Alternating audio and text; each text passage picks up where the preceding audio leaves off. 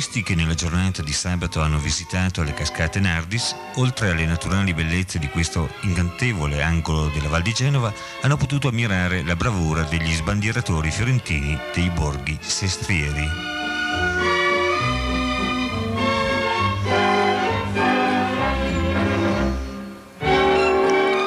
A complemento di un'offerta turistica sempre più varia e qualificata, su iniziativa della locale azienda di soggiorno, questo gruppo folcloristico toscano si è esibito nel piazzale del ristorante Cascata, suscitando e riscuotendo calorosi applausi del numeroso pubblico che per l'occasione ha fatto da cornice a questo avvenimento un po' insolito.